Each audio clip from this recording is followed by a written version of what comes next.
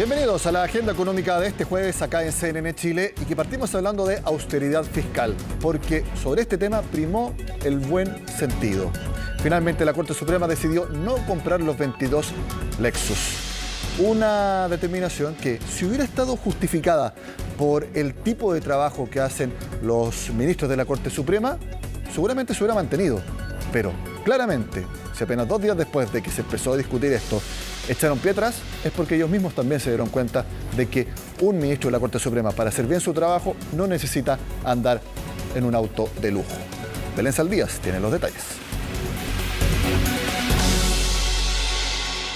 Se decidió dejar sin efecto el acuerdo adoptado para la compra de 22 automóviles Toyota Lexus. De esta forma, la Corte Suprema dejaba el hermetismo, y es que todos estaban pendientes de lo que pudiera resolver tras 2 días de plenos extraordinarios en relación a la polémica compra de vehículos Lexus, cuyo monto superaba los 1.200 millones de pesos. Desde el comienzo de la jornada, la expectación era alta y el movimiento en los pasillos del máximo tribunal era más evidente que otros días.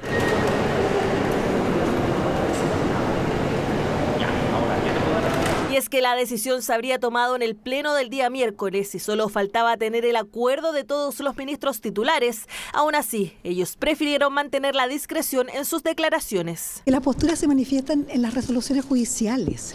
Entonces, no corresponde que emita otro tipo de opinión. Ya pasadas las 2 de la tarde y tras horas de incertidumbre, las puertas del Pleno de la Corte se abrieron, siendo las primeras declaraciones que se entregaban, sin contar el comunicado público, desde que estalló la polémica. Argumentaron ser autónomos en la ejecución de su presupuesto, tanto en el ámbito administrativo como en el de gestión. También afirmaron no estar ajenos a la contingencia y que su decisión se fundaba más bien en antecedentes técnicos y de seguridad y se había acordado a fines del año pasado. Si bien la ley de presupuestos para el año 2024 no contempló la citada renovación, lo cierto es que la Dirección de Presupuesto, dependiente del Ministerio de Hacienda, comprometió el 9 de noviembre del año recién pasado ante la Comisión Especial Mixta de Presupuesto la autorización de fondos adicionales. Recursos provenientes del saldo inicial de caja para necesidades manifestadas por el Poder Judicial, según consta en el diario de sesiones de la Comisión Especial Mixta de Presupuestos. Así se ratificaba el acuerdo previo adoptado por el Ministerio de Hacienda con el expresidente de la Corte Suprema y la Corporación Administrativa del Poder Judicial. Eso sí, aún faltaba una respuesta de la Dirección de Presupuestos. Formalizada la petición de aplicación del saldo inicial mediante oficio 3DF número 538 de 26 de enero de 2024, dirigido a la Dirección de Presupuestos, no ha habido respuesta. Respuesta que nunca llegó y que ya no sería necesaria, al menos por ahora, tras la decisión de no seguir con el proceso de compra, algo que fue ampliamente valorado, incluso desde el gobierno. Yo creo que el comunicado se explica solo. El Ejecutivo no define cuántos autos se compra y de qué modelo. Lo único que se hace es que se aprueban presupuestos generales. ¿Cómo se usan esos recursos? Es una decisión de ellos y como se ha dado cuenta, ellos mismos revirtieron. ¿Y qué le parece que se desista de la compra de estos autos?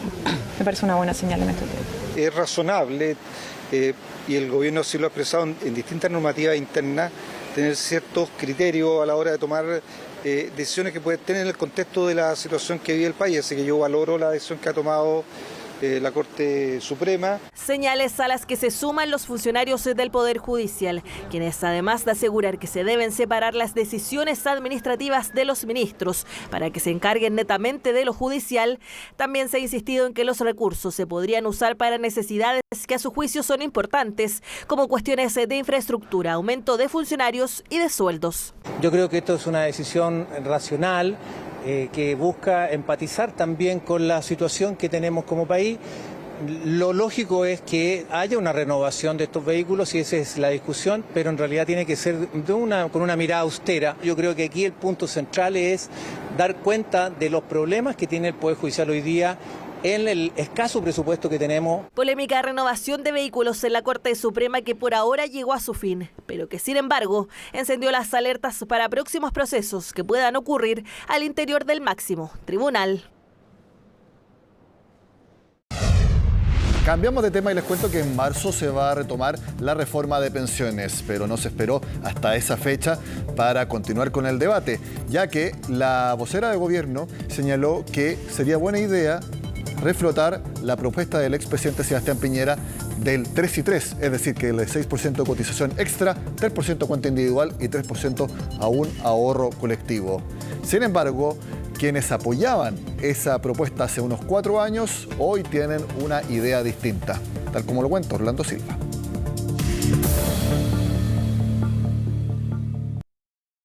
Un aporte del 3% adicional y gradual, un fondo de ahorro colectivo y solidario de 3% de este 6% de cotización adicional, que son de cargo del empleador, serán administrados por una institución pública. Suena conocido, ¿no? Recién comenzaba el año 2020 y el entonces presidente Sebastián Piñera daba a conocer al país los ejes de la reforma de pensiones que ingresaría al Congreso. Días después de esa cadena nacional, la OMS declararía una pandemia mundial y todo quedaría en nada. 4 años después, el gobierno, que en ese entonces era oposición, recurre a esa iniciativa para avanzar en la propia. La fórmula del 3-3 fue una fórmula que propuso en su entonces Sebastián Piñera, pero que la actual oposición rechazó. Y por lo tanto yo creo que en honor a la voluntad de acuerdos que se construyó por parte del expresidente Sebastián Piñera, sería bueno reponer la fórmula del 3-3 en el Senado. Palabras de la vocera de gobierno que aluden a ese espíritu republicano que se generó durante el funeral de Estado del expresidente Piñera.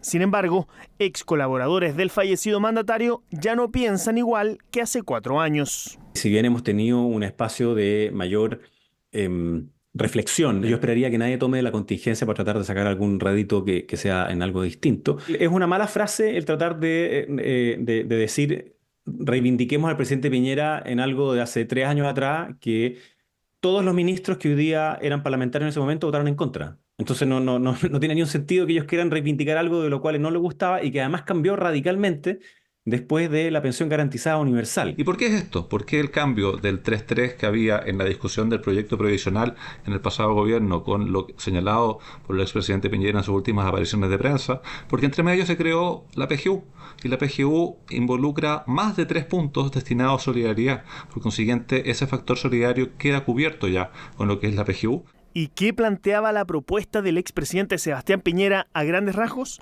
Primero, aumentaba la cotización obligatoria en 6 puntos a cargo del empleador y donde una mitad iría a ahorro individual y la otra para ahorro colectivo y solidario. Este 6% sería administrado por un ente público y contemplaba a otras organizaciones sin fines de lucro como cooperativas de afiliados.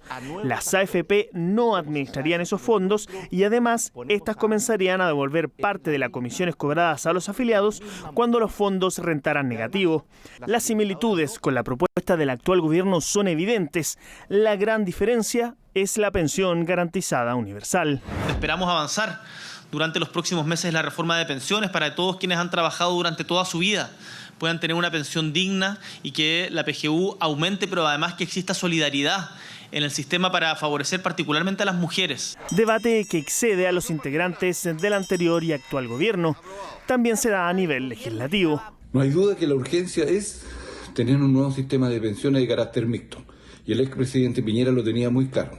Yo espero que los actuales parlamentarios lo sigan teniendo claro, pero al mismo tiempo sean coherentes y consecuentes con lo expresado en sus exequias.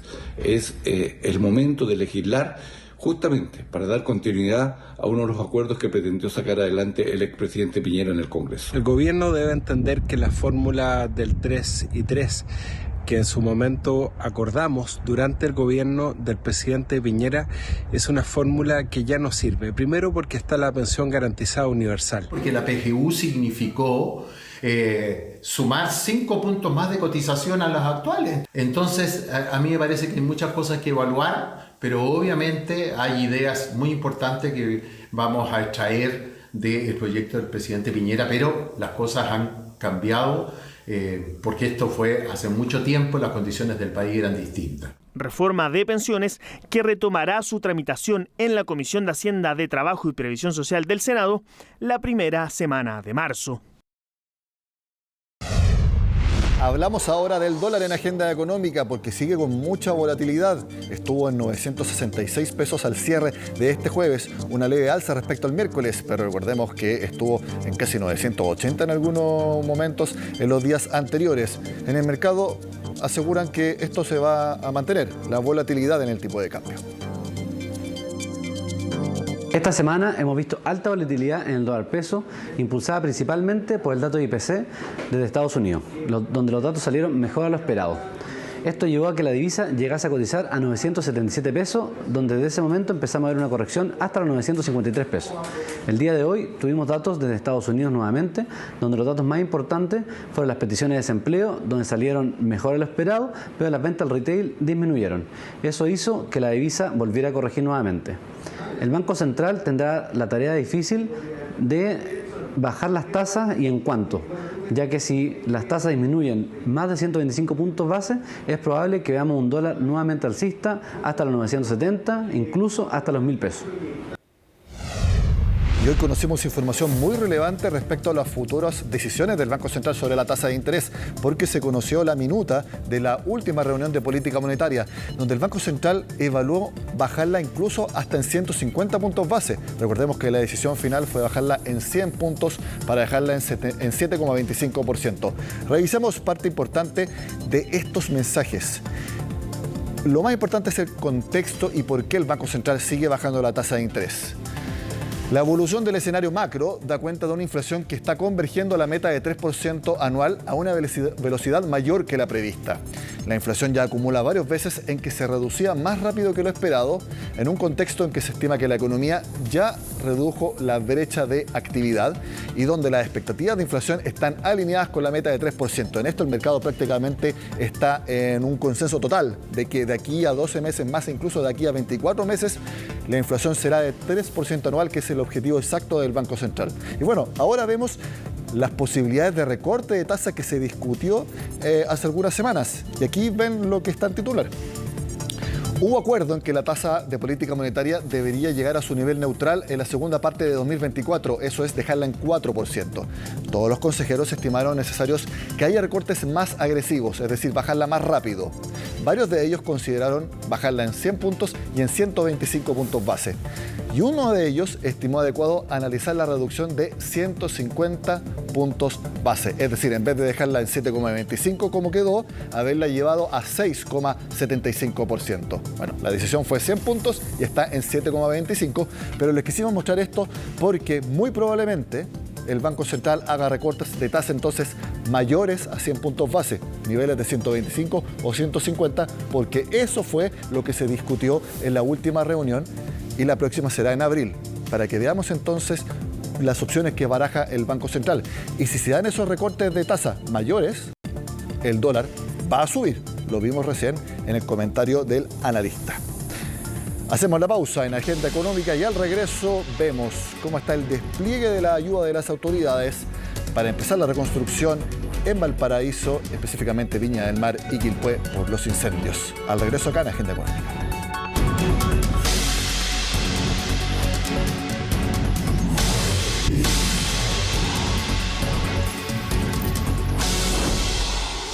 El presidente Gabriel Boric subió el tono respecto de que habría intencionalidad en los incendios de Valparaíso, específicamente en Viña del Mar y en Quilpué. A continuación, Francisca Vadamondes nos informa respecto de los últimos apoyos, las distintas medidas y los equipos de trabajo que están ayudando para la reconstrucción. Claro, continúa el despliegue de las autoridades a raíz de los incendios forestales que afectaron a distintos puntos de la región de Valparaíso hace un par de semanas atrás. Estamos hablando de comunas como Villa Alemana, Viña del Mar y también Quilpué. Durante esta jornada, entonces, el mandatario se trasladó hasta la comuna de Cauquenes, en la séptima región, para encabezar un acto conmemorativo por el Día del Brigadista. Y fue en este lugar donde aprovechó también de dar a conocer algunos aspectos relacionados al combate de incendios forestales. Uno de ellos, por ejemplo, es el aumento en la dotación de brigadistas para esta temporada, un 42% más que el año 2023, decía el mandatario. Y también aprovechó de señalar que se puso suma urgencia un proyecto que busca la creación del Servicio Nacional Forestal, y junto con eso también se ingresó un nuevo proyecto de incendios forestales y rurales. Los invito entonces a que pasemos a revisar parte de las declaraciones del presidente Gabriel Boric durante esta jornada. Contamos con más de 3.300 brigadistas públicos para enfrentar esta temporada de incendios, un aumento significativo, 42% más que el año anterior. 73 vehículos aéreos, donde destacan 2 aviones tanqueros de gran capacidad que se adquirieron como parte del Plan de Protección contra Incendios Forestales 2023-2024. Hemos decidido retomar con suma urgencia la tramitación del nuevo proyecto de ley que crea el Servicio Nacional Forestal, Sernafor, y también ingresamos una nueva ley de incendios forestales y rurales, iniciativas que esperamos sean leyes de la República a la brevedad. Desde el Ministerio de Desarrollo Social, por su parte, también aprovecharon de seguir actualizando el estado, por ejemplo, de la aplicación de las fichas FIBE en las comunas que fueron afectadas por este siniestro. La ministra Javiera Toro señalado durante esta jornada que hasta el momento, el día de hoy, se han aplicado 7.400 fichas, han sido aplicadas y también digitadas, lo que permite en el fondo también agilizar la entrega de las ayudas correspondientes. La ministra también señalaba que se está gestionando las ayudas inmediatas y también el apoyo psicosocial a distintos grupos, a familias completas, también enfocados en niños, niñas y adolescentes, y también por su parte a las personas mayores. De hecho, en cuanto a personas mayores, según el catastro hay 3.000 personas mayores que fueron afectadas por esta catástrofe que ocurrió hace un par de semanas, y también acá lo importante que señalaba la ministra es poder ir en ayuda de la pérdida de autonomía. Mientras más se demore en el fondo la entrega de esta ayuda inmediata, señalaba ella, era más difícil, era más perjudicial para las personas poder recuperar su autonomía. Por ejemplo, en el caso de personas en situación de discapacidad, personas que utilicen muletas, silla de ruedas, por ejemplo, todo eso que en algunos casos se perdió completamente por causa de las llamas, se está buscando por parte del Ministerio de Desarrollo Social poder llevar hasta las familias afectadas este tipo de elementos para que puedan en el fondo recuperar también ahí la autonomía, tanto de personas mayores como también de personas en situación de discapacidad. La ministra Javiera Toro también se refirió durante esta jornada al tema de los plazos en cuanto a la reconstrucción de las zonas afectadas. Ella ya había señalado en ocasiones anteriores que son plazos bastante largos, que no hay una cifra estimada o un número, un día en el fondo, una fecha estimada para saber cuándo se puede quizás concluir este trabajo, porque recién está empezando, pero también ella señalaba que acá lo importante era seguir unando fuerzas y también que se estaba haciendo el catastro día tras día para ir aumentando también, ir en el fondo tratando de alcanzar el mayor número de personas afectadas y que eso sin duda va a permitir agilizar este proceso. Ella también señalaba que el plan de reconstrucción sería presentado cerca de la tercera semana de marzo al presidente Boric, y él daría a conocer también mayores detalles de esta información. Los invito a que pasemos a revisar entonces parte de esas declaraciones.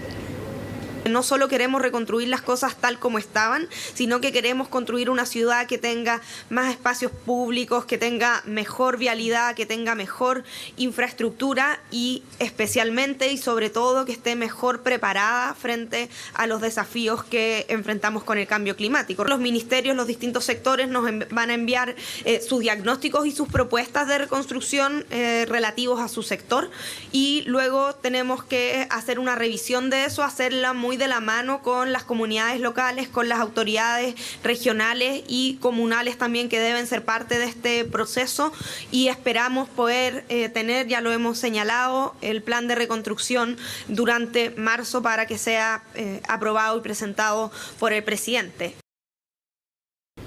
Otro punto relevante tiene que ver con la mantención de los empleos en las zonas que se vieron afectadas por este siniestro. Y durante esta jornada, el ministro subrogante del Trabajo, Giorgio Bocardo, también sostuvo algunas reuniones en la región de Valparaíso para abordar esta temática. Algunos de los puntos que él señalaba también, por ejemplo, tiene que ver con la implementación de un subsidio, de un seguro de cesantía, que va a tener condiciones especiales o beneficios extraordinarios para personas que se hayan visto afectadas por los incendios forestales en la quinta región. A raíz de esto también, el ministro también se refirió al subsidio de retención laboral, un subsidio que se va a entregar a distintas empresas que también se hayan visto afectadas. Las empresas tienen que cumplir con una serie de requisitos, pero el beneficio en sí consiste en la entrega por un par de meses, por 3 meses primero, del 80% del salario mínimo por cada trabajador, y también por los 3 meses restantes la entrega del 60% de este salario en el fondo para ir en ayuda del pago de los salarios de estas personas que se vieron afectadas y también de empresas que se vieron afectadas en este siniestro, de empresas que en algunos casos se perdió en su totalidad sus lugares físicos de trabajo, por ejemplo. Acá también señalaba el ministro que es importante ir haciendo el catastro diario, porque hasta ahora, por ejemplo, se contempla a 1.800 personas o 1.800 trabajadores afectados por esta situación, pero él señalaba que durante los próximos días esa cifra, bien digo, probablemente va a ir en aumento porque los catastros se realizan de forma diaria. Y el ministro también señalaba que la inversión contemplada para la entrega de este beneficio alcanzaría los 3.500 millones de pesos. Los invito a que pasemos entonces a revisar parte de lo que decía el ministro subrogante del Trabajo y también uno de los voceros de la Cámara de Comercio de Valparaíso, que también ha sido un punto bastante relevante en relación a cómo el turismo se ha visto afectado en la zona en un momento del año, en una época que es bastante relevante para este sector productivo. Los invito entonces a que empecemos a revisar parte de esas declaraciones. Desde el 20 de febrero se va a poder postular a través de subsidioalempleo.cl y todas las empresas que postulen y que cumplan los requisitos durante estos primeros 15 días van a poder recibir el primer pago durante la quincena de marzo y con ello también las empresas van a tener la certeza que van a poder mantener la dotación de personal mientras avanzamos en medidas de reconstrucción productiva. Pero darle la tranquilidad a la ciudadanía que estamos desplegados para proteger los actuales puestos de trabajo porque sabemos que una recuperación temprana en materia de empleo también es una medida que va a ayudar a reconstruir las comunas que fueron siniestradas. Por un lado, que el emprendimiento sea formal y por otro que los trabajadores tengan el pago de sus cotizaciones al día. Por lo tanto, este subsidio está enfocado en empresas de menor tamaño, de hasta 199 trabajadores que tengan a sus trabajadores formalizados hasta el mes de diciembre del año pasado. Por lo tanto, todas esas empresas van a poder postular y en el caso de que hayan trabajadores informales son otro tipo de herramientas, como ya señalaba la ministra Toro, lo que van a permitir ayudar a estos emprendimientos. Realmente hemos tenido un desastre con el incendio que fue histórico, ¿cierto? Es algo que no había ocurrido hace muchísimos años. No tenemos noción de todo lo que nos ha pasado en la historia, de lo tremendo que ha sido. Pero sin embargo, tenemos que seguir adelante, tenemos que recuperarnos y justamente lo más importante es proteger el empleo. Y para proteger el empleo tenemos que seguir con la actividad, tenemos que seguir trabajando. Estamos en verano, sin embargo también hemos estado afectando otras zonas que nos han sido afectadas por el incendio, que han bajado su actividad producto de las medidas necesarias que han debido tomar para justamente abordar todo lo que es el despeje de los escombros y de las situaciones que generó el incendio. Así que ahora yo creo que les pedimos a las autoridades que generemos medidas para que volvamos rápidamente a la normalidad, sobre todo en el turismo. Estamos en febrero. Durante horas de esta tarde también se llevó a cabo una reunión de la ministra de Desarrollo Social, Javiera Toro, quien es la ministra que está a cargo también de la reconstrucción a raíz de este incendio que afectó a la región de Valparaíso. Una reunión que llevó a cabo la ministra entonces con distintos representantes de gremios empresariales asociados en la Confederación para la Producción y el Comercio, entre los que destacan, por ejemplo, la Cámara Nacional de Comercio, también la SOFOFA, la Cámara Chilena de la Construcción, la Sociedad Nacional de Agricultura, entre otros gremios que están agrupados en esta confederación. Y el tema de conversación principal fue cuál va a ser la contribución del sector privado entonces para la reconstrucción de estas zonas afectadas por este siniestro. Son distintas las reuniones que está teniendo la autoridad entonces con diversos sectores público-privado, distintos. Hay actores también que están buscando la forma de poder contribuir y poder también acotar los plazos de lo que va a significar la reconstrucción de la región de Valparaíso a raíz de los incendios forestales. Precisamente el vicepresidente de la Cámara Chilena de la Construcción, Alfredo Echavarría, señala que con una permisología ágil ellos podrían ayudar a construir 5.000 viviendas en apenas un año. Ojalá que esos plazos se cumplan y los permisos sean expeditos. Terminada la agenda económica de este jueves, sigan con nosotros acá en CNN Chile.